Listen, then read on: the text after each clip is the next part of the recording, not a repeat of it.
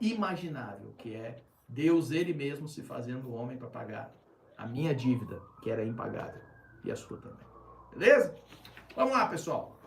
Green Card não é um processo único. Cada caso exige estratégia. Pessoal, quem é cliente ou já foi cliente da Braclaw vai poder testemunhar para você que quando as pessoas vêm aqui consultar com a gente fala muito sobre estratégia, né? Muitas vezes eu falo sobre estratégia. E uma das coisas que eu sempre converso com os meus clientes, confia na estratégia, primeiro. Segundo, não pense que a estratégia que a gente monta é imutável, certo? Por quê? Porque jurisprudências mudam, regras mudam, operações mudam, circunstâncias mudam, né? Situações em volta do caso mudam, juízes mudam, advogados de acusação mudam, certo? Então, muita coisa, muitas variáveis envolvem um processo de green card ou mesmo um processo de imigração em geral, né, de defesa, de deportação, coisa assim.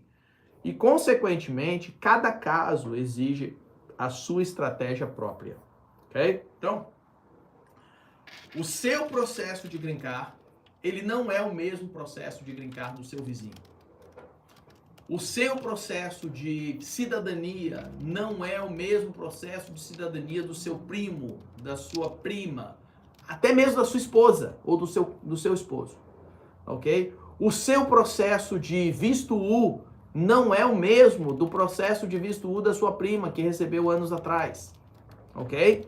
Então é muito importante todos nós entendermos que processo de imigração, ok, é como um bolo de casamento. Ninguém pede um bolo de casamento igual ao casamento que ele foi. Ninguém pede. Eu nunca vi uma noiva, ok? Eu nunca vi uma noiva chegar e dizer assim para um fazedor de bolo profissional, dizer assim, olha, eu quero esse bolo aqui exatamente como foi no casamento da fulana. Ok? Às vezes pode ver uma foto de um exemplo de um bolo, beleza, tudo bem. Mas vamos ser bem sinceros, vocês mulheres, por exemplo, você nunca pediria para o seu bolo de casamento o mesmo bolo que foi servido na sua prima, no casamento da sua prima. Você não pediria. Desculpa, mas não vai acontecer, certo? Então, todo bolo de casamento é feito diferente, gostos diferentes, com decoração diferente, formato diferente, que seja, ok? A mesma coisa acontece com o processo de imigração. Existem coisas básicas que estão incluídas nos processos de imigração, tem coisas básicas, né? Então, a sustentação do bolo e tudo mais. Agora, os detalhes é o que fazem a diferença, né? Eu, por exemplo, eu gosto de bolo que tenha abacaxi, leite condensado e caramelo. Tendo essas três coisas, não precisa mais nada, ok? Num bolo, né? Agora, outra pessoa pode gostar, pra mim tem que ter passas. Não, pra mim tem que ter morango, pra mim tem que ter manga, pra mim tem que ter pêssego. O que seja, entendeu? Às vezes tem alguém aí que quer um bolo que tem abóbora, o outro vai ter um bolo que tem a mexerica, deve cheirar pra caramba, mas em todo caso, vai que queira mexerica, né? Entendeu? Não sei, né? Então, é muito importante que cada processo de green card ele é um processo único, feito para você e exige uma estratégia. E, consequentemente, cada processo de imigração tem os seus custos, tem os seus passos, né? Então, você precisa ter alguém que, primeiro, conheça geralmente, universalmente, de estratégias, conheça universalmente de como montar um processo, tenha capacidade de adaptação rápida, né? Adaptação rápida às mudanças que acontecem durante o tempo do processo, ok? Tenha jogo de cintura, para de repente acontece um imprevisto, rapidamente adereçar ou modificar o que for necessário para que o processo tenha sucesso, né? E tenha um investimento pessoal nesse seu processo. É a sua vida, é o seu futuro que nós estamos lidando, certo? Então, uma pessoa que só tenha a intenção do dinheiro que vai receber para fazer esse processo, essa pessoa não vai estar muito investida. E ela vai cortar, ela vai fazer atalhos, ela vai cortar caminhos e ela vai fazer do jeito que for, o mínimo necessário, entendeu? Porque ela vai estar procurando apenas eficiência própria e não sucesso. E aqui na Braclaw, o que nós mais almejamos é sucesso, certo? Então eu tenho processos, nós temos processos que a gente ganha muito bem. Eu tenho processos que a gente às vezes perde dinheiro. Às vezes perde dinheiro naquele um processo, entendeu? Porque eu não estou... Às vezes eu faço um negócio com o cliente e depois eu descubro que tem que trabalhar mais. E aí, dentro daquele processo, eu não posso cobrar mais por um motivo ou outro e, consequentemente, eu acabo perdendo dinheiro, né? Mas uma coisa é certa, eu não vou sacrificar a chance de sucesso desse processo porque eu fiz um mau negócio lá no começo, certo? Então, eu acho que essa é uma das qualificações que nós temos da Braclaw, é o fato de que a gente preza muito pelo nosso sucesso, pela qualidade do nosso trabalho, por isso nós temos hoje centenas, se não milhares de pessoas que nós já ajudamos, legalizamos, tivemos processos variáveis diferentes com sucesso. Eu acho que tem a ver com isso o nosso comprometimento. É um comprometimento que a gente carregou até hoje e que é a nossa intenção carregar para 2026. Vistos humanitários UIT, ok? Olha só, pessoal. Eu posso pedir para você $1 milhão, certo? Eu posso pedir para você $1 milhão. Agora, você me dá $1 milhão, aí é outra história. Entendeu? Aí, como diria o grande locutor de rádio aqui da América que faleceu, né? Eu esqueço o nome dele. Aí vem o resto da história, né? Então, pessoal, é muito importante a gente entender que qualquer um pode pedir qualquer coisa, qualquer um pode fazer uma aplicação qualquer. Agora, se você se qualifica minimamente para fazer essa aplicação, é o primeiro filtro. O segundo filtro é quais as chances de sucesso do seu pedido, entendeu? E isso, principalmente nesse âmbito que nós estamos nesse momento, esse ano, carregando para o próximo ano, que é um ano de tanto risco relacionado com imigração, com ICE, com prisões, remoções e tudo mais, eu acho que as pessoas têm que levar mais a sério, você precisa levar mais a sério, olhar não se você se qualifica minimamente para fazer o pedido, mas se você tem uma alta ou baixa chance de sucesso. Porque lembre-se, o processo de imigração que é negado, consequentemente, você é colocado em processo de deportação. Se você faz um pedido de visto T, green card, o que seja, e aquele pedido é negado, automaticamente eles colocam você em processo de deportação.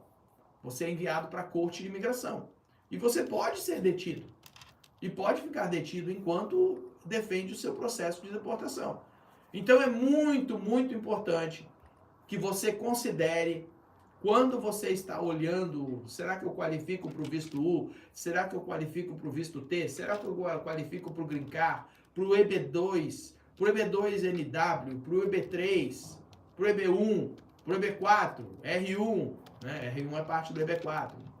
O que seja, toda vez que você for analisar ou você for checar se você qualifica para alguma coisa, algum benefício migratório, você tem que checar qual que é o nível, o potencial de sucesso desse seu pedido. Porque muitas vezes é melhor você continuar debaixo do radar do que você fazer uma aplicação que tem baixa chance de sucesso. E aí, se essa aplicação é negada, você automaticamente é colocado em processo de deportação. Então, muitas vezes eu falo para a pessoa, olha, é melhor você ficar debaixo do radar. Eu conheço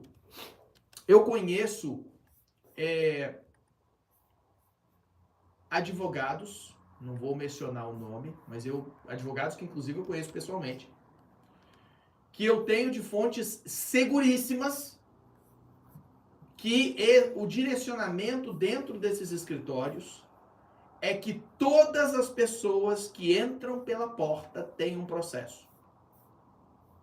Todos têm um processo. Aqui na Braclaw, eu vou te dizer que provavelmente 30% a 40% das pessoas que entram pela porta têm um processo. Ok? 30% a 40%. Talvez você já tenha consultado comigo no passado e eu tenha dado notícia para você de que infelizmente não tem nada a fazer, ou infelizmente nesse momento é arriscado demais, ou que apesar de você qualificar minimamente para isso aqui que você estava cogitando, isso aqui, o potencial é muito alto de que na realidade vai ser negado, você vai ser colocado em deportação, então é melhor deixar quieto. Muita gente. Eu vou falar para vocês que eu já tive, inclusive, dezenas de pessoas nos últimos 20 anos, pessoas que já passaram pela minha igreja, ok? Pela minha igreja, que já estiveram congregando com a gente por um tempo, muitos depois saíram, pessoas que, por estarem na minha igreja, saberem que eu sou advogado de imigração, marcaram apontamento, vieram aqui, papapá, e eu falei de coração, cara, não mexe com isso, ou moça, não mexe com isso. Isso aqui vai resultar em problema. Saíram daqui, foram em outros advogados, e esses outros advogados falaram, o Dani não sabe o que está falando, que isso? Não, a gente aplica aqui, faz essa aplicação aqui, papapá, e você vai conseguir o permit em 6 meses, permit social, não sei o que, papapá. Algumas dessas pessoas, não é que não estão mais na nossa igreja, algumas dessas pessoas já foram deportadas para o Brasil. Algumas dessas pessoas estão, nesse momento, em processo de deportação, com o negócio aquele na mão. Entendeu? Algumas dessas pessoas têm julgamento de imigração marcado, aonde, a não ser que haja uma lei nova para a qual essas pessoas qualifiquem, eles sabem que o tempo na América está contado e vão receber carta de deportação e vão ser removidos do país. Certo? Mas são pessoas que eu falei de bom coração, de boa fé, aqui no escritório, na Braclaw, eu falei a verdade. Você pode fazer esse pedido do mesmo jeito que eu posso pedir $1 milhão para você. Mas se você pedir, a chance é altíssima de que você não vai conseguir. E de que você, na realidade, eventualmente, pode ser hoje, pode ser daqui a 5 anos, você vai ser colocado em processo de deportação. Aí depois que a pessoa passou vários anos na América, construiu, comprou casa, filhos na escola. Eu conheço um caso de uma filha que estava no high school, já estava no high school, imagina, quer dizer, a vida inteira dessa criança, dessa pessoa aqui na América, e de repente tem que ir embora, por quê? Porque lá atrás não ouviu o que a gente falou aqui na Braclaw, foi na conversa macia de outros advogados, às vezes não advogados, às vezes paralegals, às vezes notários públicos, às vezes essa nova invenção que tem agora, né, de advogado, como é que é? Aconselhador jurídico estrangeiro, né? Porque o cara que é advogado no Brasil, ele não é reconhecido advogado nos Estados Unidos, ele não tem licença para advogar nos Estados Unidos, né? Já expliquei para vocês, o meu irmão é um grande advogado, ótimo advogado, muito competente no Brasil, Dr. Fábio Brack, né? Que alguns de vocês conhecem, porque já fizemos entrevistas junto e tudo mais. Então, o Dr. Fábio Brack é altamente capaz como advogado no Brasil. A licença dele aqui nos Estados Unidos vale tanto quanto a minha licença de advogado dos Estados Unidos no Brasil. Ou seja, vale como um papel de parede, mais nada. Entendeu? Ele aqui nos Estados Unidos, ele só pode pegar causas que sejam causas do Brasil, para representar perante a lei brasileira. Né? Ele não tem autorização, licença para pegar causas na lei americana. E eu não tenho autorização para pegar causas na lei brasileira. Certo? Então, nós temos escritório, pessoal trabalhando no Brasil, mas eles estão trabalhando perante o governo americano no Brasil, né, que é onde eu posso atuar. E aí, quando é um caso, por exemplo, uma homologação de divórcio, alguma coisa assim, né, o que acontece? Eu pego esse processo e eu passo para o meu irmão, o Dr. Fábio Brack, e ele opera perante as cortes, perante a justiça lá no Brasil para mim. Ok? Olha aí o que falou aí, o High Level Painting, né? Eu indiquei um rapaz para você, você falou que não tinha como fazer nada para ele ganhar um asilo pelo Caicai. Ele foi num advogado, esse advogado falou que ele ganharia o asilo dele. Pois é, eu vou apostar R$1 que não ganhou o asilo dele, né? E que agora ele deve estar num problema. Tem um advogado em Boston, pessoal, que um juiz de imigração proibiu esse advogado de se retirar dos casos de imigração. Certo?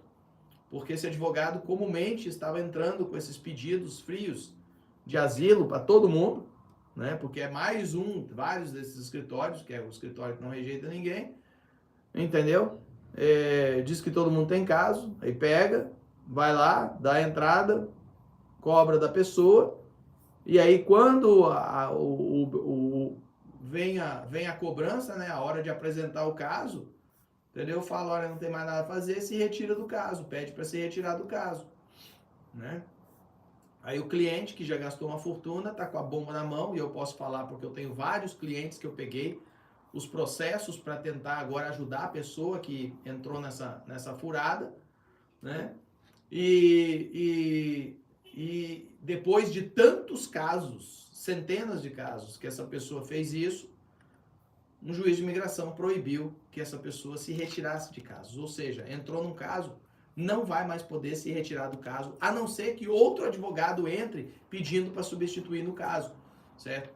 E eu posso dizer, pessoal, que eu já entrei em processos para defender que a pessoa não tinha, assim, nem a mínima base de pedir asilo para a Corte de Imigração, por exemplo, mas foi pedido.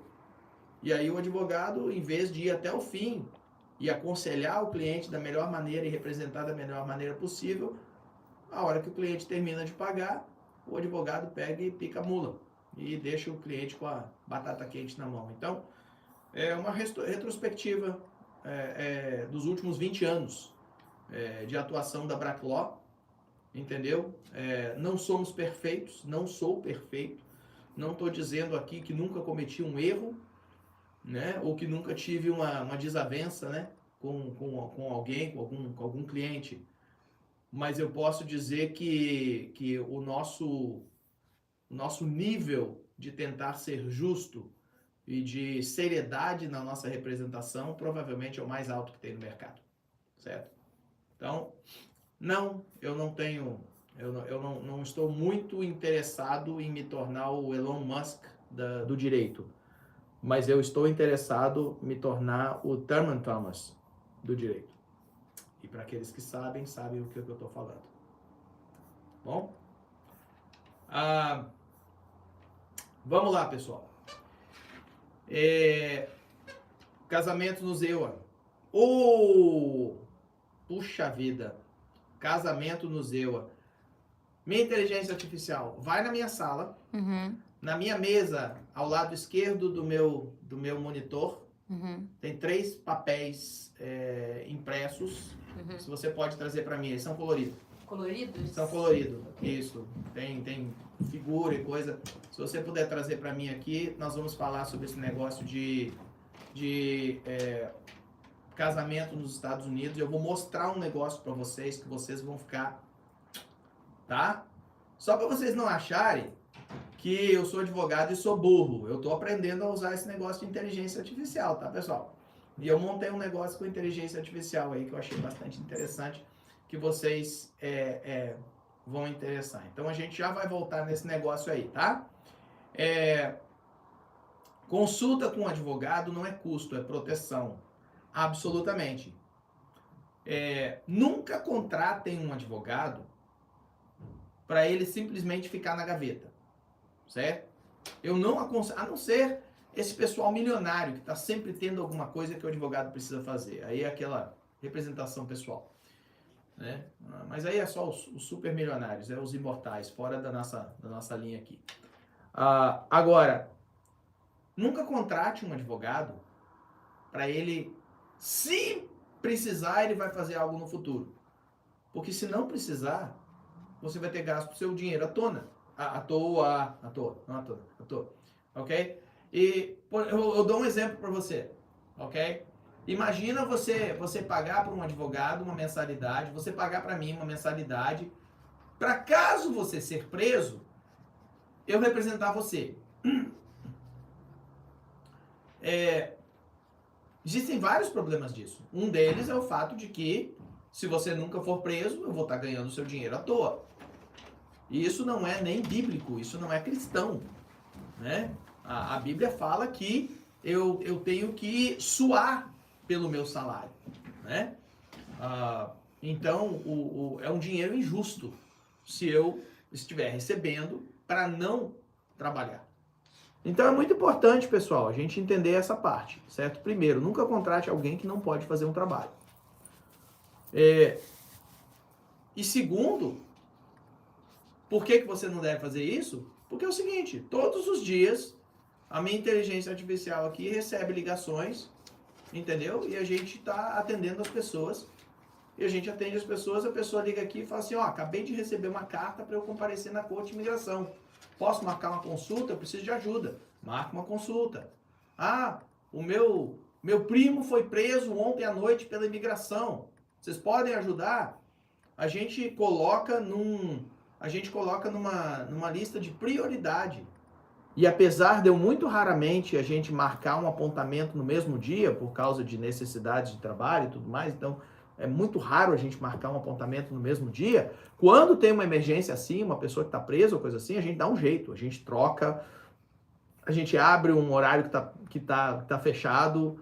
Eu já cancelei horário de almoço, ou reunião, ou coisa assim, para poder atender uma pessoa, porque é uma emergência. Então a gente vai atender. Então não há necessidade para você ficar pagando mensalmente para, se a pessoa, por exemplo, for presa, aí a gente vai representar você. Porque se a pessoa for presa, você liga aqui, a gente vai representar você. O que é necessário é você ter sempre um fundo de reserva para emergências. Mas não é só emergência do AIS, pessoal. Você tem que ter um fundo de reserva para, se houver uma emergência na sua casa, de repente dá um incêndio, você fica sem casa. Aconteceu com um amigo meu aí 2 semanas atrás, entendeu? Dá uma emergência hospitalar, médica, a pessoa que é o ganha-pão da família, de repente fica doente e não pode trabalhar, entendeu? Ou então uma emergência dessas de você precisar de um advogado, né? Ou um parente, uma pessoa da sua família precisar de um advogado. Então você deve ter um fundo de reserva, sempre tem um fundo de reserva para esse tipo de coisa. Agora, você pagar uma pessoa caso aconteça alguma coisa, desculpe, mas eu sou completamente contra isso, tá? Então, mais uma consulta com um advogado é altamente recomendável. Por quê? Para você entender em que estágio você está hoje, para você fazer perguntas, para você esclarecer dúvidas, para você entender como funcionam as coisas. Às vezes tem gente martelando coisa na sua cabeça, tentando influenciar você, tentando levar você a tomar uma decisão, a iniciar um processo ou coisa assim, entendeu? E essas pessoas não entendem o que estão falando, e essas pessoas estão repassando conversa fiada de quem só quer meter a mão no seu bolso, ok? Então, às vezes é proteção você marcar uma consulta para entender o seu caso, entendeu? Porque aqui na Braclaw a gente vai falar para você a verdade. Se não tem caso, não tem caso. Não me interessa que o advogado mais bambambam dos Estados Unidos esteja falando. Mentira, mentira, verdade é verdade. Não interessa quem está falando. Dizem que a serpente no paraíso era um animal lindo, que provavelmente voava, reluzia, entendeu? E, obviamente, beleza também é uma coisa muito subjetiva, né? Então, às vezes, o que é feio para mim é bonito para o outro, e às vezes, com o passar do tempo, a serpente hoje é uma coisa muito feia, mas naquele tempo podia ser uma coisa muito linda. Dizem que provavelmente é uma coisa muito linda, tanto que atraiu Eva. Quando começou a falar com Eva, Eva não se horrorizou. Eva começou a bater papo com a serpente. A serpente era linda, entendeu? E a serpente falava palavras maravilhosas. Certo? Mas adivinha o quê? Mentira é mentira. E o que a serpente falou era mentira.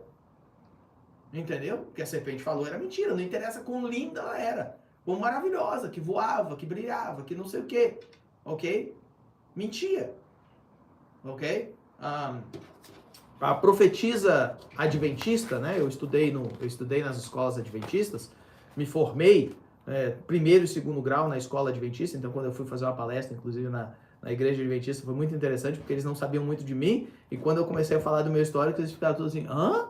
Falei, pois é, eu sou formando lá do IACS, no Rio Grande do Sul, em Taquara. É uma caixinha de surpresa, né? Eu sou a caixinha de surpresa, eu fui desbravador 6 ou 7 anos, entendeu? Jogador de vôlei.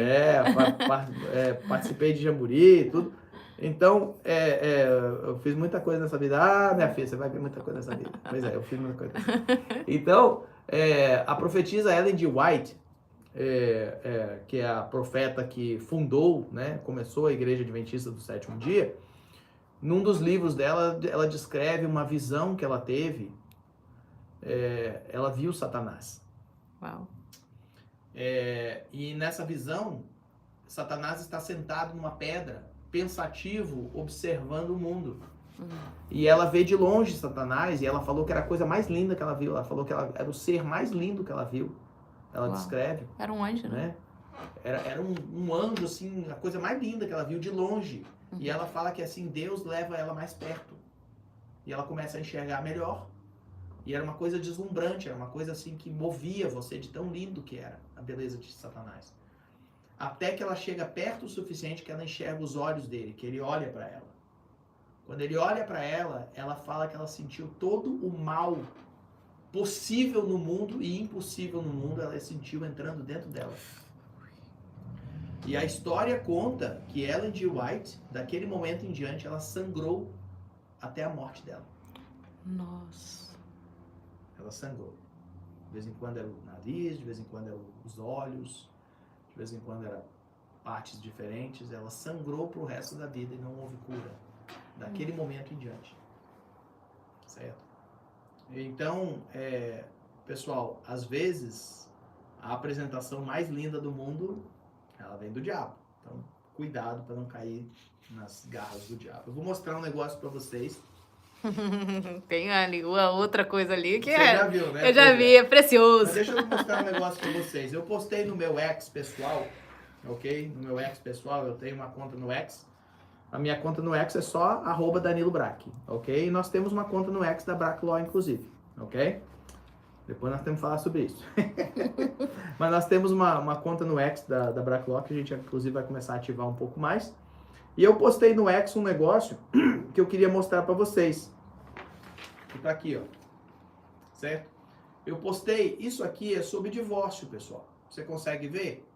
Isso aqui é sobre divórcio, ok? Mostra isso aqui é uma fórmula. Isso aqui é uma formulazinha, ok? De divórcio. Tô mostrando aqui pro pessoal do TikTok e o pessoal do YouTube. Para poderem ver bem visto, ok? Isso aqui é uma formulazinha de divórcio que eu projetei, ok? Eu vou explicar isso aqui bem para você. Porque o que acontece é o seguinte, casar é muito fácil, divorciar que é mais difícil.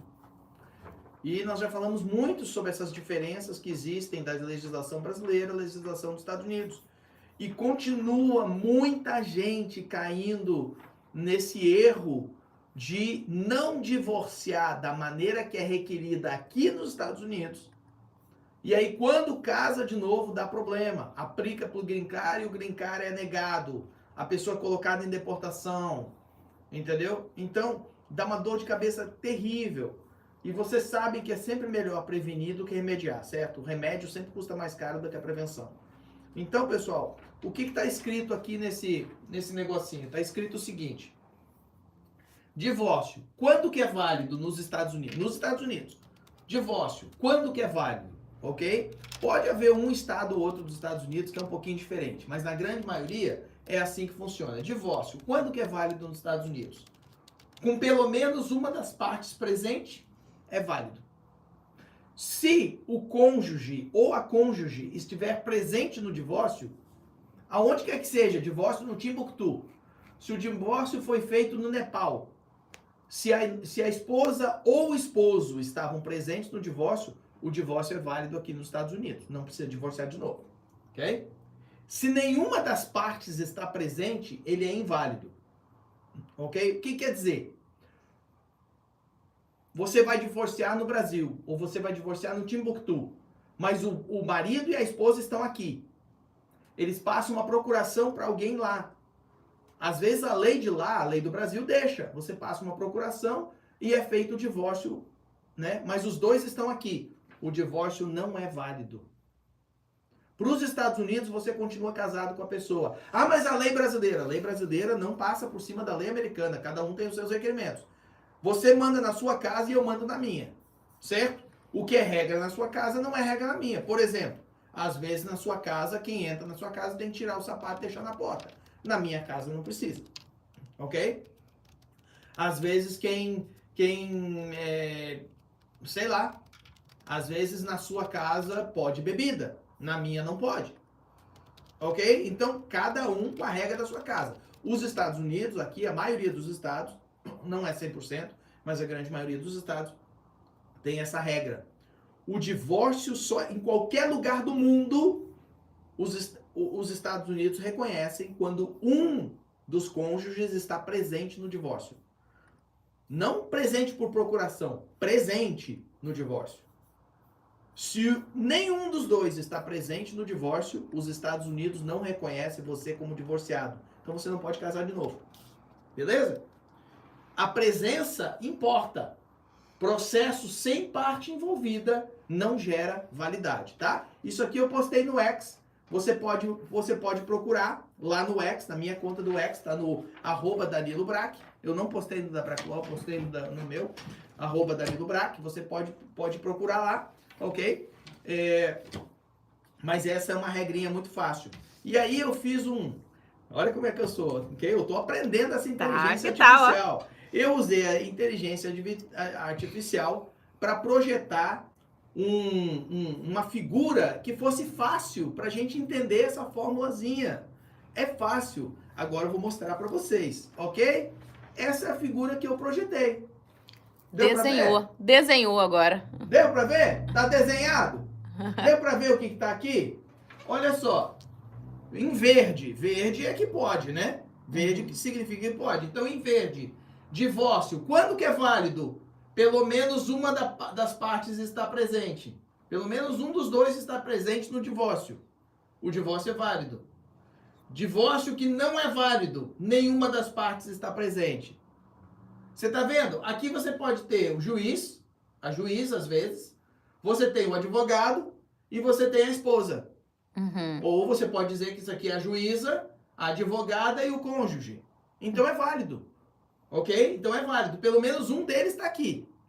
Ok? Agora, quando nenhuma das partes está aqui, sorry, o divórcio não é válido. Ok? Então, tá aqui a figurinha para você. Desenhado para você. Depois a gente pode até escanear isso aqui, colocar lá, jogar na nosso Instagram, por aí, ok? Beleza? Mas é para vocês poderem entender. Uma das partes presente, fisicamente presente no divórcio, ok? O divórcio é válido. Nenhuma das partes fisicamente presente no divórcio, o divórcio aqui nos Estados Unidos não é válido. Então, mesmo que o Brasil reconheça o seu divórcio, os Estados Unidos não reconhecem. Então, se você casar de novo, você não consegue fazer green card. Entendeu? Se você casa de novo e aí a pessoa morre e deixou um seguro de vida para você, você pode não receber. Ok? Pessoal, vocês lembram que eu comecei falando para vocês que eu estou insuportável. Não vai deixar pro final, não? Sei. Você quer que eu deixe pro final? Eu vou deixar pro final. Só para quem ficar até o final. Para quem ficar até o final, vocês vai ter uma outra coisa que eu vou mostrar para vocês. modo insuportável. Insuportável. Ok. Já falamos também sobre fraudes e promessas milagrosas na imigração. A gente falou esse ano muito disso. Tem gente, pessoal, prometendo tudo quanto é coisa.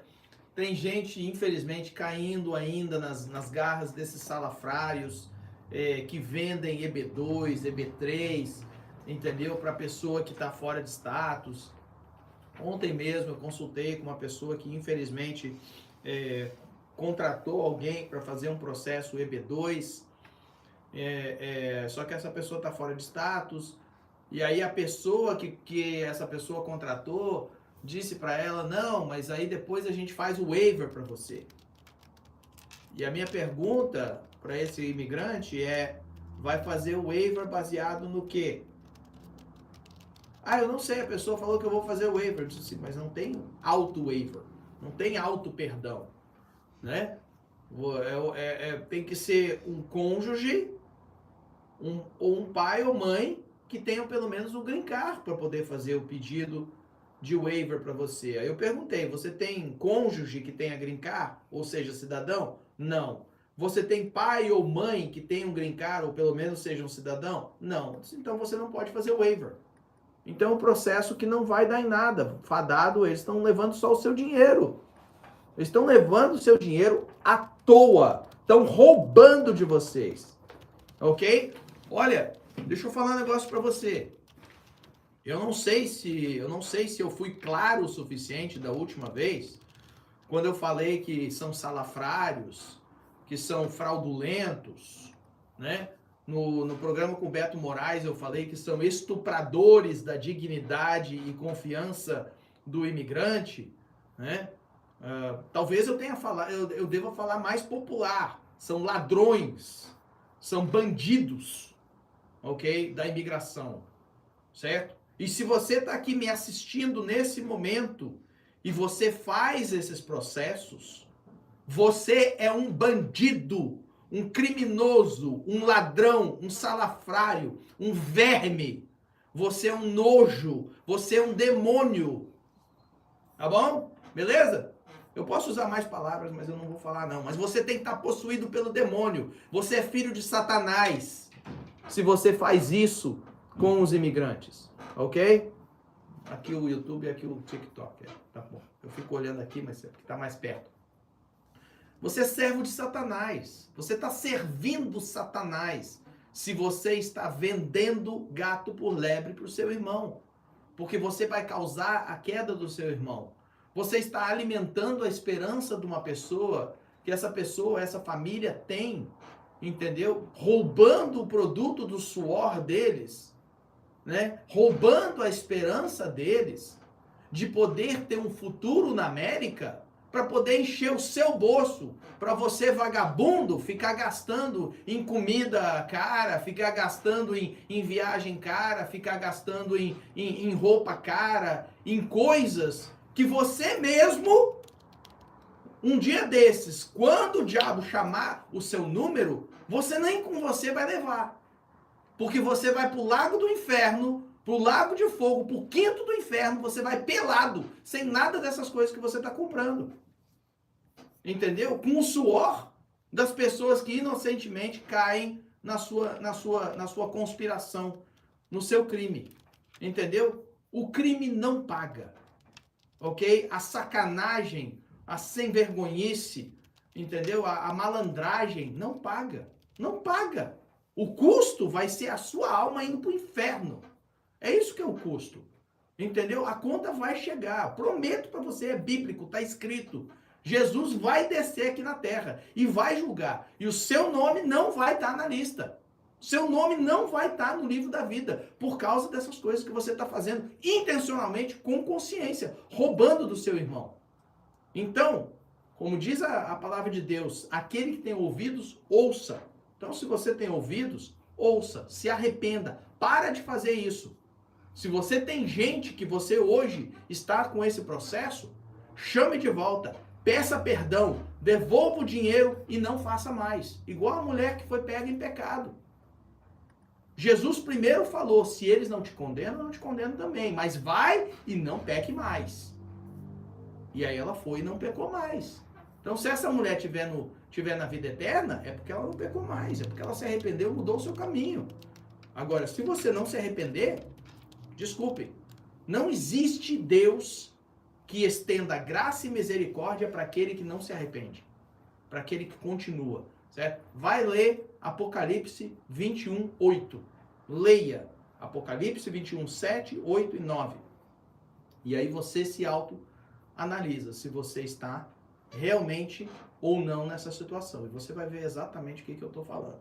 Entendeu? Então, para mim é vagabundo. Para mim a pessoa que faz isso é vagabundo. Eu sou obrigado, por profissão, por ética e tudo mais, regras de ética, eu sou obrigado a tratar todas as pessoas de uma maneira cortês, cordial, não falar certos nomes, entendeu? Mas eu vou te dizer, tem notário público, tem paralegal, tem gente que mexe com imigração que não é bosta nenhuma, entendeu? Tem advogado, tanto advogado do Brasil quanto advogado aqui nos Estados Unidos, licenciado aqui, entendeu? Que vendem sonhos que não têm base nenhuma. Esses malditos têm o seu lugar já reservado. Estão cada dia cavando mais a sua cova. Não vale a pena. Não vale a pena.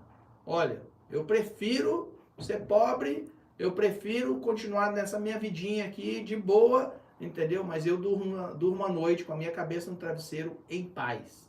Porque eu faço o meu melhor e eu não engano ninguém. Isso aí. Fala comigo, inteligência artificial. Aproveitando esse tema, então, pra gente ficar dentro do tema, muitas pessoas ligam pra cá falando, né, que foi enganado, que tal, tudo isso aí. Yep. E aí eles perguntam, o que eu posso fazer através disso? Posso entrar com alguma ação, isso? O que a pessoa que foi enganada, como ela pode se resguardar? Ou pegar o dinheiro de volta, o que daria pra ser feito? Olha, primeiro, se um advogado defrauda você, ou qualquer pessoa que defraudar você, você pode iniciar um processo em corte, né? Corte local, pedindo seu dinheiro de volta, dizendo que você foi defraudado. Então, se uma pessoa vende para você algo, por exemplo, se eu vender para você uma televisão, essa televisão não funciona, eu sou obrigado a devolver seu dinheiro, certo? Certo. Ok. E se eu não devolver seu dinheiro? Se eu me recusar e falar assim, não vou te devolver o dinheiro. Entendeu? Sim. Mas eu cheguei em casa, liguei a televisão estava quebrada. Bom, leis protegem você, não protegem? Pois é. E aí se eu não te devolver seu dinheiro, você pode me processar diretamente. Processar a loja, processar a companhia ou processar a pessoa. Né? E dizer, olha, Danilo Braque me vendeu essa televisão, cheguei, a televisão não funciona. Certo? Eu quero meu dinheiro de volta. Certo? E aí vai ter o seu dia em corte para você apresentar o seu lado da história e eu defender o meu lado da história. Certo? E é isso que acontece. A mesma coisa acontece com serviços. Então, por exemplo, vamos supor aí, vamos supor que eu construa muro de pedra. Eu tenho uns clientes meus que trabalham com muro de pedra. Cara, eu já vi cada muro de pedra que eu vou falar um negócio pra você, viu? A China não tá com nada com aquela muralha deles lá, tá? Tem brasileiro aqui fazendo muro muito melhor do que a muralha da China, tá? Então, vamos supor que eu trabalhe com muro de pedra, né? E aí, você me contrata para eu construir um muro de pedra na frente da sua casa. E eu chego lá, eu coloco uma cerca de plástico, de vinil, ou uma cerca de madeira, ou você me pediu um muro de pedra que tivesse 1 metro de largura e eu coloquei um murinho de pedra que só tem meio metro. Ou você pediu que eu colocasse certo tipo e eu não coloquei. Ou eu nem faço o muro. Eu nem faço o muro, fico com o seu dinheiro. Prometo construir um muro, não construo porcaria nenhuma. Entendeu? Qual que é o seu recurso? Você vai à corte e você processa pedindo o seu dinheiro de volta. Porque aquilo que nós concordamos eu não fiz. Certo? Você pede de volta. Beleza. Agora, e aí vamos além disso. Se eu, por exemplo, você me contratou para construir um muro de pedra aqui, eu vou e coloco uma cerca de 10 metros de altura, entendeu? Faço instalação elétrica na cerca e tudo mais, coisa mais linda, mas não é o que você me contratou. E você fala assim, não, mas isso não é o que eu quero. Então agora, não só, você pode me processar pedindo o dinheiro que você pagou pelo muro de pedra que eu nunca entreguei, mas ainda por cima você pode ser ressarcida pelo dano que eu causei, talvez, colocando toda a instalação elétrica nessa cerca. E o dano para retirar essa cerca e devolver o lugar ao jeito que era antes de eu fazer a construção. Certo? Uma indenização por causa disso. Certo? Então você tem direito de ir na corte pedir isso. Não é diferente com advogados, com engenheiros, que seja. Você promete o serviço, você não entrega o serviço, você me devolve meu dinheiro. Entendeu? Talvez E se você causou algum dano, você agora vai ter que ressarcir do dano. E tem advogados nesse momento com processos enormes em corte em Massachusetts. Tem inclusive um processo que o Brazilian Times entrou contra uma firma de advocacia, que o Brazilian Times aparentemente estava pedindo milhares em ressarcimento. A maior confusão lá. Aí deu problema com o advogado que representava o Brazilian Times. E tem maior confusão nesse negócio aí, eu não vou entrar em detalhes. Entendeu? E isso é apenas o ressarcimento direto. Aham. Agora, advogados, por exemplo, igual médicos, né? Nós temos, além dessas responsabilidades fiscais, financeiras, nós ainda por cima temos conselhos de ética. E os nossos conselhos de ética regulam os nossos serviços. E também o nosso comportamento, a nossa postura, a representação e tudo mais. Uhum. E se eu falto com a ética, existe um conselho de ética que pode também averiguar se eu violei regras de ética, onde precise uma reprimenda ou até mesmo uma suspensão ou cassação. Uhum. Nós tivemos uns 2 anos atrás um advogado que era conhecidíssimo na comunidade, né? Que era o bambambam da imigração para fazer processo de lei de 10 anos para todo mundo, que foi cassado em Massachusetts justamente por isso. Justamente porque estava vendendo serviços que não existiam, estava vendendo um tipo de processo e fazia outro, entendeu? Prometia e não fazia, certo? Uhum. E o que aconteceu? Houveram várias reclamações com o Conselho de Ética, o Conselho de Ética levou ao SJC, que é a Suprema Corte de Massachusetts, que é quem regula, né, as éticas de Massachusetts, e a Suprema Corte de Massachusetts cassou esse advogado. Esse advogado foi cassado. Será que eles trabalham também um pouquinho no medo? Porque tem muita gente que está com medo de ir à corte agora para qualquer coisa, né? Absolutamente, absolutamente. Mas sempre houve o medo. Aham. Eu tive olha, só para você imaginar, pessoal, quando eu falo tia Kênia é minha esposa, tá? É que todo mundo na igreja chama ela de tia Kênia.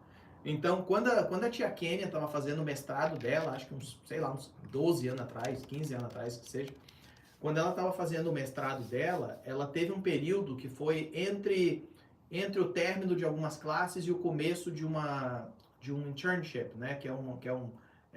Uma residência. Ela tinha que fazer uma residência. Que ela estava fazendo mestrado de social work. E ela teve aí uns 8 meses, mais ou menos, que ela não valia a pena ela ir trabalhar, começar um trabalho novo, que só ia durar 8 meses. Não valia, ela também não, a Kênia nunca gostou de ficar em casa sentada sem fazer nada. Ela é muito ativa. Ela não tinha classe para pegar e tinha que esperar esse período para começar a residência dela. Então ela teve 8 meses. O que ela fez? Ela veio trabalhar comigo aqui. E então ela ficava na recepção. Pessoal, era maior. Quem conhece a minha esposa sabe o que eu tô falando. Eu tive várias vezes de entrar na recepção, ela no telefone chorando. E claro, né, eu como marido, eu tô assim, o que aconteceu? Mas é porque a tia Kênia, ela chora com tudo, tá? Aí o que acontece? A tia Kênia, o pessoal ligava aqui, a pessoa começava a contar a sua história e a Kênia chorava com a pessoa no telefone por causa da sua história. Foi muito, mas olha, não foi uma nem duas, ok? Foi muitas vezes que a Kênia tava chorando no telefone com o cliente. Tipo assim, porque ela é esse tipo de pessoa, é emotiva. E a tia Kênia, então, por 8 meses, ela trabalhou aqui. E teve um dia que eu fui atender um rapaz, só que eu estava muito atrasado nos meus atendimentos, e o rapaz ficou um tempão ali na recepção conversando com ela, entendeu? E aí ele veio, né, para perguntar sobre o processo, papá, ele mencionou algumas coisas para mim, tudo bem, foi embora, né? Depois que ele foi embora, ela me contou detalhes, aí ela falou assim, ele te falou isso? Eu falei assim, não. Ela falou assim, então, o advogado que ele contou para você, que estava representando ele, ela falou assim, o advogado levou $32 mil dele em 3 anos. Ele pagou $32 mil pro advogado por uma lei de 10 anos. Lei de 10 anos não existe. Depois de 3 anos, ele ouviu eu na rádio falando que não existe esse processo, lei de 10 anos, que é processo de asilo, papapá, e ele não tinha recibo, ele não tinha nada. E ele começou a pedir para o advogado. E quando o advogado enrolou e não entregou, e papapá, uma vez ele pegou e falou assim, não, porque o Danilo Braque já falou que quando eu faço essa aplicação, eu tenho um recibo. E é um recibo de asilo, e você está dizendo que é lei de 10 anos, mas não existe lei de 10 anos, não sei o quê. O advogado pegou e falou para ele, e ele foi pessoalmente no escritório. O advogado falou para ele assim, ó, some daqui, nunca mais quero ouvir o seu nome, eu tenho contatos no ICE. Se você voltar aqui, ou se você sequer for mencionado para mim de novo, eu entrego você pro ICE, no outro dia você é deportado pro Brasil. Que absurdo. O advogado falou isso para ele. Esse mesmo advogado eu já ouvi de falar isso para várias pessoas no passado. Ok? Então, essa pessoa perdeu $32 mil. Aí quando ele veio consultar comigo de novo, eu perguntei sobre isso, ele falou, eu falei assim, cara, você pode processar, você pode entrar com a reclamação ética, papapá, não sei o quê. Ele falou assim, não, doutor, não vou mexer não. Ele falou assim, ó, dinheiro eu ganho de novo, mas vai que esse cara tem essas conexões mesmo, aí eu não posso, não sei o quê, porque eu tenho família, papapá. Ameaçando, Então, olha o que que você estava absurdo. falando, por causa de medo, Sim, a pessoa não foi à frente. sim. Você tem o outro lado da moeda.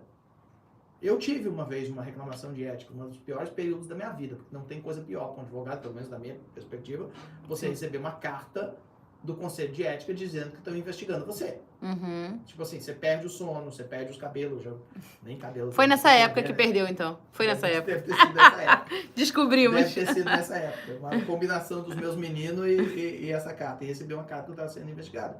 O que acontece? Uma cliente veio, ela assinou um contrato com a gente. Uhum. Ela tinha que fazer, acho que eram 15 pagamentos. Ela fez o primeiro. E foi no começo da minha prática. Eu estava praticando acho que 3, 4 anos só. E eu tinha um coração muito mais flexível do que eu tenho hoje. Uhum. E ela já tinha corte tipo no próximo mês. Né? Então, eu não podia esperar os 15 pagamentos para poder representá-la. Então, fez um pagamento inicial, um simbólico, realmente foi pouca coisa, certo? Assinamos o contrato. E eu já entrei com a representação na corte e consegui que a corte fosse remarcada para tipo 2 anos depois, né? Cortesia judicial realmente do juiz. E aí por 2 anos essa pessoa não pagou mais. Eita. Simplesmente não quis mais saber.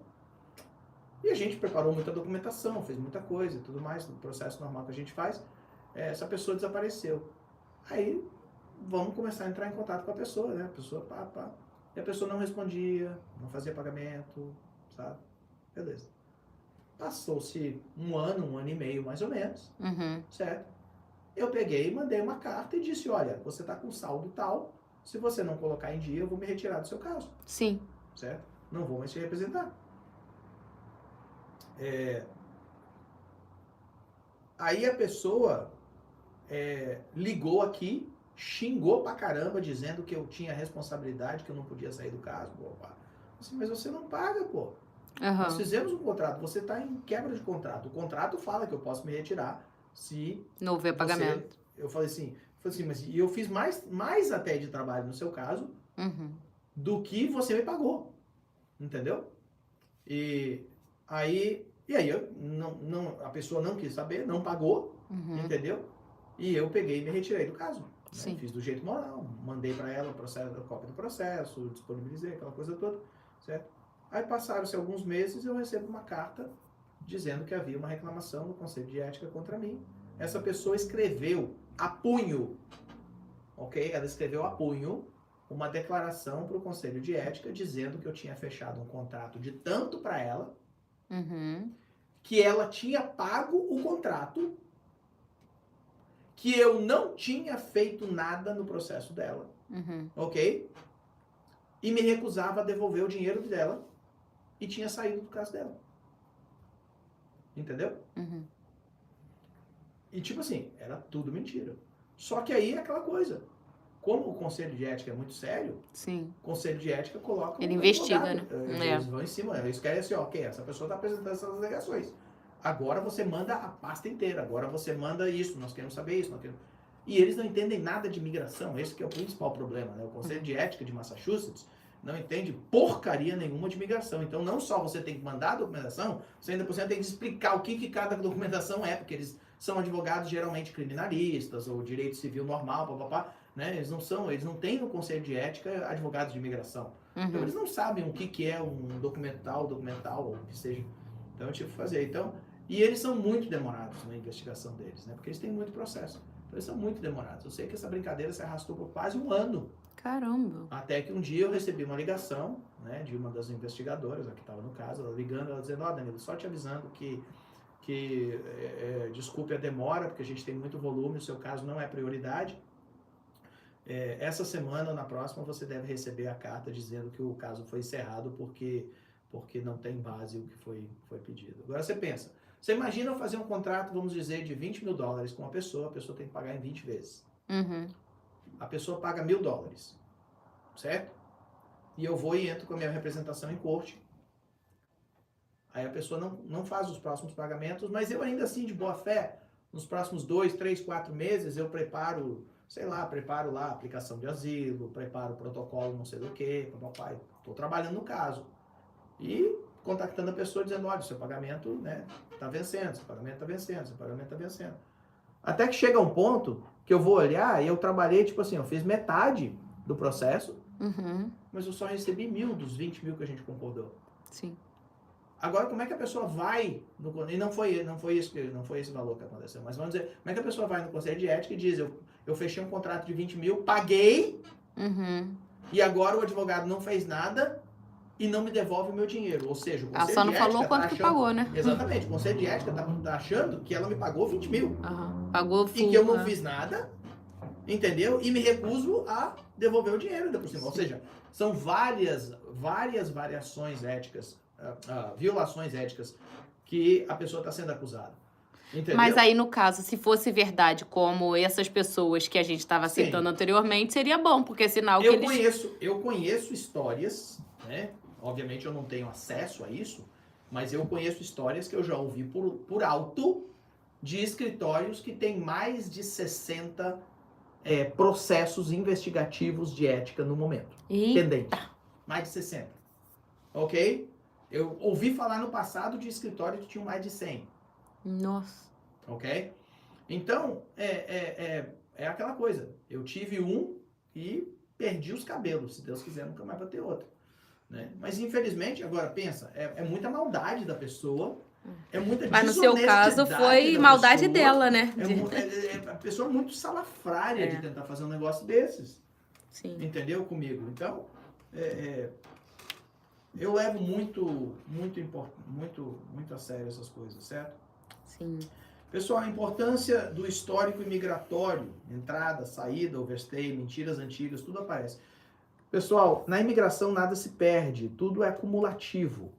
Então, tudo que aconteceu no passado vem à tona, eventualmente, está em algum lugar. Né? Então, você tem que analisar tudo isso e tem que abrir tudo isso para o seu advogado quando você está legalizando, quando você está aplicando para alguma coisa. Porque, às vezes, um detalhe pode fazer toda a diferença. Eu tenho um caso que dói no meu coração demais, e as pessoas foram muito injustas comigo no passado, mas que dói demais no meu coração, mas é aquela coisa, é o que a gente chama de self-inflicted wound, né? É quando você causa a sua própria injúria. Um casamento com crianças, e o rapaz imigrante, ele veio ao meu escritório, tinha ordem de deportação, aqueles casos bem complexos, e eu trabalhei com ele 5 anos, né? Tiramos a ordem de deportação, conseguimos cancelar a corte de imigração. Não, desculpe, esse não tinha corte de imigração, desculpe. Não, na realidade esse era um dos casos que entrou pelo CAICAI, entrou pelo México, né? Falou que havia sido pego, mas foi liberado, que que entrou com um tio, entendeu? O tio também nunca teve corte de imigração, aquela situação toda. E eu trabalhei assim uns 5 anos mais ou menos com essa pessoa, fizemos de tudo para localizar se havia algum recorde, alguma coisa assim. E eventualmente essa pessoa foi ao Brasil para fazer entrevista, certo? E a gente fez de tudo para localizar e não tinha recorde em lugar nenhum, realmente não havia. A explicação é simples, porque aconteceu muita gente no passado, lá para 2002, 2003, 2004, teve muita gente que entrou, né? Até foi parado pela imigração, mas a imigração deixou passar, entendeu? E acabou não protocolando nada em corte, né? Pois bem, mas eu tinha documentação toda dessa pessoa, essa pessoa declarou que não, eu nunca estive numa prisão, nunca fui preso, papapá, não sei o quê. Tá bom. A pessoa chega na entrevista no Brasil, e aí tá lá a imigração com a documentação de quando ele tinha 16 anos de idade, foi a primeira vez que entrou nos Estados Unidos, foi preso, ficou vários meses preso, numa prisão para juvenis, entendeu? E depois um juiz de imigração ordenou a sua deportação, sob um nome diferente. Como era um menor de idade, não fizeram digitais naquela época, entendeu? E a pessoa escondeu tudo isso de mim, só que chegou no Brasil e descobriram isso tudo. E aí, pessoal, é aquela coisa. Se tivesse me falado desde o começo, o processo seria diferente, talvez nem tivesse feito o mesmo processo, o que seja, entendeu? Mas saberia dos riscos. Mas foi o único processo em 20 anos que eu mandei para o Brasil e a pessoa ficou trancada no Brasil. Sem a gente esperar que a pessoa ficasse trancada no Brasil e sem a pessoa ter a expectativa dessa. Né? Mas por quê? A pessoa escondeu de mim um fato material. E eu, como advogado, eu preciso saber de tudo. Então, o seu advogado tem que saber de tudo, como o seu médico. Se você chega no médico, o médico pergunta, como é que tá tudo? Então, tô com uma dorzinha aqui na orelha aqui, uma dorzinha no ombro, mas tá tudo 100%. E você não fala que, por exemplo, à noite você tem dificuldade de respirar, você não fala que de vez em quando você tem dores no lado esquerdo do peito, ok? Aí o médico trata você como baseado no que você falou, 2 semanas depois você, pimba, tem um ataque do coração, entendeu? Fica inválido ou até morre, a culpa não é do médico, você não falou pro médico que estava tendo problema no coração e problema de respiração. O advogado não é diferente. Você tem que ser sincero com o seu advogado e aberto com o seu advogado, ok? Se você confia no advogado. Se você não confia, muda de advogado, pelo amor de Deus. Né? Diferença entre status legal e presença física. Estar nos Estados Unidos não significa estar legal. Correto. Isso é correto. Estar nos Estados Unidos não é autorização para permanecer nos Estados Unidos. Do mesmo jeito que permissão de trabalho não é permissão para estar nos Estados Unidos. E muita gente confunde essa parte principalmente. Pessoal, o governo às vezes dá uma permissão de trabalho, mas a permissão de trabalho, ela é tipo assim, ela é enraizada em outra coisa. Tem um pedido de asilo pendente, tem um pedido não sei do que pendente. A permissão de trabalho em si, ela não autoriza você estar nos Estados Unidos. Ela só fala, olha, baseado nesse momento, no dia que aprovam, baseado nesse momento, essa situação, a gente vai emitir uma permissão de trabalho. Mas 2 dias depois, essa permissão de trabalho pode ser invalidada. A pessoa pode ser deportada com uma permissão de trabalho no bolso. Entendeu? Então, ou preso com uma permissão de trabalho no bolso. Então, é muito importante a gente entender, ok? Que permissão de trabalho não é permissão de estar nos Estados Unidos ou permanecer nos Estados Unidos. São coisas completamente separadas, ok? Se você quer mais informação sobre tudo isso, você precisa marcar uma consulta, a gente pode conversar sobre o seu caso especificamente. A pedir o meu telefone é 978-453-7225. Nosso telefone é 978-453-7225. Se você entrar aí no profile da nossa conta, você vai ver o nosso telefone, tá bom? Casos negados. Por que acontece e como evitar? Erros simples derrubam processos grandes. Olha, pessoal, processo que não tem evidência suficiente, processo que não é montado da maneira correta, não é analisado da maneira correta, a estratégia que é feita para o processo não é correta, os passos necessários para o sucesso do processo não são dados na ordem correta ou no tempo correto. Então, tudo isso tem impacto no processo ser negado, né? 2 semanas atrás, mais ou menos, vocês devem ter visto um rapazinho de óculos, né? Um rapazinho com uma touca, acho que ele tá com boné, né? Tá com boné. Tocando o sino aqui, efusivamente, tocando o sino, deu um abraço aí na Esther, né? Que trabalhou muito no caso dele. E só para vocês saberem, o caso dele veio para o nosso escritório depois de ser negado, porque foi feito da maneira incorreta. Ok? A pessoa que preparou o processo fez da maneira incorreta. Nós tivemos que iniciar o processo do zero. Coitado, gastou 2 vezes o processo. Passou pelo crivo 2 vezes. Teve que fornecer documentos. E aí o que acontece? Quando a gente começou a pedir a documentação, primeira consulta que eu fiz com a família, eu expliquei todo o processo. E eles só falavam, mas a outra pessoa nunca falou disso. Mas a outra pessoa nunca falou isso. Mas a outra pessoa nunca explicou isso. Mas a outra pessoa nunca pediu isso. Quando entregamos a lista de documentos iniciais, mas precisa isso? Precisa isso? Precisa isso? Obviamente a outra pessoa não tinha pedido. Depois disso, pedimos as evidências complementares ou suplementares, né? Mas a outra pessoa nunca pediu isso, mas a outra pessoa nunca pediu isso. E adivinha o quê? Quando chegou no dia do sucesso, no dia da entrevista, no dia do green card, ele mesmo falou. Ele disse assim, cara, a entrevista foi muito fácil. O oficial, tudo que ele Ah, eu tenho isso? Ah, tenho. Eu tenho isso? Ah, tenho. Ah, eu tenho isso? Tenho. E foi tranquilo. E foi tranquilo. E realmente foi tranquilo. Entendeu? Porque eu tava lá, eu tive 3 entrevistas de green card no mesmo dia, né? E todo mundo teve seus processos aprovados nesse dia. Então, é aquela coisa, pessoal. Se você quer uma alta chance de sucesso, contrate alguém que é altamente capaz, experiente e que se dedica ao seu caso. Entendeu? Aqui eu não trabalho com pressa, pessoal. Eu não trabalho com pressa, a não ser que pressa seja necessária para o caso. Eu não trabalho com pressa. A gente revisa os processos várias vezes. Meu pessoal prepara, tem que fazer a aplicação tal. Meu pessoal prepara a aplicação, traz para mim, tá na minha mesa. Aí eu vou lá, eu reviso. Eu anoto, olha, isso aqui está incorreto, isso aqui tem que mudar, isso aqui tem que fazer, papapá. Retorno o pessoal refaz ou arruma ou modifica, o que seja, traz de novo, verifico de novo. Passa por todo um crivo e tudo, não existe nada, nada. Ela não é minha inteligência artificial, nada Correto. sai do escritório da Braclaw sem a minha revisão. Nenhuma resposta a gente dá ali sem a sua autorização. Exatamente. Nenhuma resposta, pessoal. E o meu pessoal que trabalha comigo há muitos anos, eu tenho pessoal aqui que trabalha há anos comigo. Olha, provavelmente quase 90% das vezes, quando apresento uma pergunta para mim, o cliente fez uma pergunta, o que seja, o pessoal já sabe a resposta. O pessoal já sabe a resposta. Mas eles confirmam comigo primeiro. Sim. Olha, doutor, a pessoa tal está perguntando isso. O que eu faço? A gente olha novamente a pasta para ter certeza que essa resposta, que é a resposta normal, se encaixa no caso da pessoa. Porque o seu caso pode ser diferente do caso de outra pessoa. Como eu falei mais cedo.